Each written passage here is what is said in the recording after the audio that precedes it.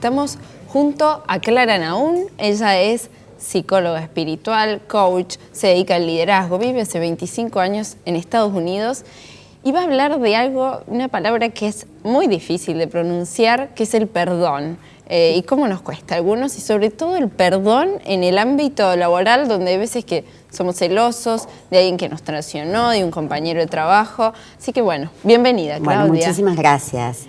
Gracias por este espacio, por invitarme y por traer este tema que es disruptivo. Esa es una palabra que su pronunciación, cuando estamos en una situación de tener que sentir que nos hemos equivocado, es difícil decir perdón.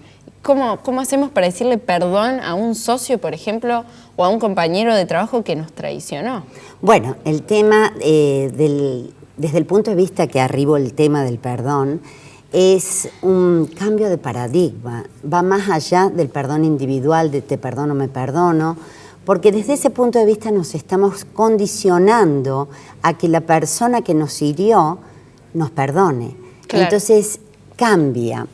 El tema que estoy proponiendo, que va más allá del perdón, es a crear lugares empáticos de trabajo donde haya más compasión, donde se pueda tener más cooperación, más entendimiento, donde las personas se escuchen. Entonces, de acuerdo a mi experiencia, me fui de acá hace muchos años como contadora. Sí.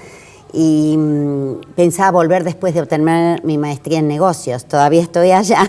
No, vale. Y en este tema que me apasiona, la psicología, con la psicología espiritual, maestría en coaching, pero trayendo todas estas experiencias para que en síntesis el ser humano pueda vivir mejor.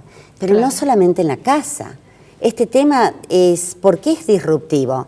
Porque de alguna forma cuando estamos en casa o en las relaciones personales decimos, tengo que ver cómo maneja esto que me dolió. ¿Qué pasa cuando vamos a nuestro trabajo? Sí, donde pasamos, recordamos que las personas tienen un horario laboral, la jornada mínima de 8 horas, digamos la jornada laboral de 8 horas, donde estás prácticamente la mitad de un día en tu espacio de trabajo, si no es más, interactuando. Y en nuestro programa pasó Cristina Swander, también encargada de estos temas, que decía, los nuevos líderes de negocios no gritan, ya no se hace ese negocio a los gritos, mandando autoritariamente, sino que tiene que haber una horizontalidad. Es cierto, es diferente. Con el perdón sucede lo mismo. Yo tuve la oportunidad, Cristina me invitó a disertar en el Congreso de Inteligencia Emocional y cuando me invitó propuse traer este tema que es liderazgo consciente, que va más allá de liderazgo. Porque líderes hay muchos, claro. Líderes conscientes no tantos. Líderes que perdonan es difícil. Exacto, pero el líder consciente es el que utiliza las herramientas de inteligencia emocional, las pone en práctica y crea un espacio donde las personas podemos equivocarnos, aprender de esos errores, donde haya mayor flexibilidad. Que no genere miedo tampoco.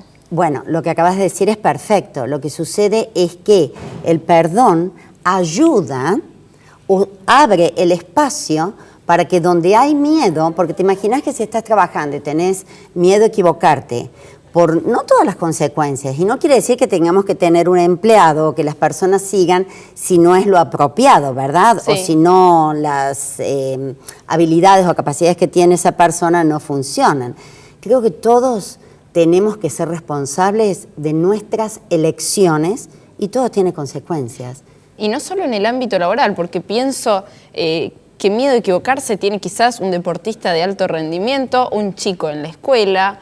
El miedo a equivocarse está en varios ámbitos. ¿Y por qué es tan difícil lograr ese ambiente equilibrado, que se den estas condiciones? Bueno, pienso que venimos marcados a que hay un liderazgo vertical, a que tenemos que recibir órdenes y no estamos entrenados o capacitados a controlar nuestras emociones. Para mí el controlar las emociones no quiere decir meterlas para adentro, sino a manejarlas inteligentemente, y a todos nos pasan cosas. Todos vivimos cosas que no nos gustan y algunas traumáticas. El tema es cómo las procesamos y cómo las utilizamos de una forma positiva. Particularmente he tenido la oportunidad, fundamentalmente tengo una consultora basada en Los Ángeles, transformacional, dedicada al liderazgo consciente, entrenamiento y capacitación para líderes. ¿Pero qué líderes? La persona individual, en las empresas pequeñas, imagínense si encima son empresas familiares, empresas grandes y a través del servicio comunitario. ¿Qué es lo que sucede, Nicole? El año pasado tuve la oportunidad de estar en Hong Kong entrenando y dando capacitación y entrenamiento de inteligencia emocional en lugares de trabajo donde las condiciones de trabajo son muy duras. Y el Oriente tiene otra mentalidad. La competencia es feroz. Para darte un dato, más del 90% de las personas tienen que enfrentarse con el estrés a diario. En Estados Unidos, saltamos de Hong Kong a Estados Unidos, el 77% de las personas expresan ese estrés a nivel físico y el 73% vive con estrés. Aproximadamente el 50% ocurre por temas de trabajo. Un número más, aproximadamente tenemos entre 70 a 80 mil pensamientos por día. Sí. Si esa cantidad o un porcentaje alto son tóxicos, imagínense cómo estamos contribuyendo al estrés. ¿Y cuál es el primer paso para desintoxicarnos, entonces? Por eso está el perdón. Porque es difícil, ¿no? Es muy difícil, es que no es fácil. Sí. Es un proceso de toda la vida. Hay muchas técnicas para manejar el estrés. Sí. Podemos manejar el estrés y es totalmente aconsejable, pero estamos ya con el síntoma. Claro. Mi propuesta es, vayamos a la causa, a las raíces, a los orígenes. Entonces, utilicemos las técnicas del estrés todas las veces y todo el tiempo que podamos para mantener la armonía o volver a la armonía. Pero vayamos a las raíces donde podamos realmente centrarnos en nosotros, trabajar en nosotros y poder influenciar en forma positiva a los demás. El perdón es la herramienta que permite derribar esas barreras y poder no tomarnos las cosas tan personal, dejar ir lo que nos está haciendo mal en vez de llevarlo adentro de nuestra mente o nuestro corazón todo el tiempo. Claro, es decir, estar con ese sentimiento. Y en esta estadía que tuviste en Argentina, ¿qué pudiste observar? Porque hablas del estrés y hablando de la economía, acá se vive mucho estrés por la situación económica, por la situación política que en este momento está indefinida, por la situación personal y familiar, y obviamente eso se traslada al trabajo. ¿Vos cómo nos viste súper estresados, poco perdón? ¿Qué diagnóstico hiciste? Bueno, el tema del perdón, que vengo trabajando hace años y años, acá y en otros lugares del mundo, a veces es decir, ¿qué me venís a hablar del perdón? Esto no tiene perdón. En realidad todo tiene perdón. Pero ¿cómo veo Argentina? Un reflejo de lo que veo el mundo. Sí. No es tan diferente. Ah, bueno, siempre pensamos que estamos en Estados Unidos estamos viviendo grietas terribles también. Sí. O sea, hay discriminación, hay problemas raciales, hay problemas económicos. Y Argentina no es ajena al mundo. Las grietas existen a nivel individual, a nivel familiar, a nivel político, a nivel economía. Está en nosotros si queremos vivir en la grieta permanentemente o tomamos responsabilidad personal en qué podemos hacer, no en contra de, sino a favor de. Cuando estamos en empresas donde ante un error o un enojo se reprime, se enojan, se devuelve, estamos en un ojo por ojo, diente por diente.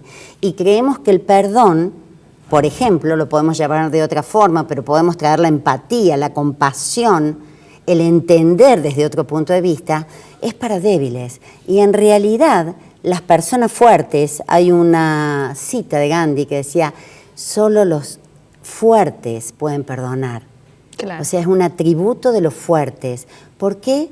Porque a veces es difícil enfrentarse con el error, enfrentarse con lo que no nos gustó y poder dejar ir. ¿Qué dejamos ir? Los juicios de valor que hemos hecho alrededor de la historia que hemos creado de la circunstancia que pasó.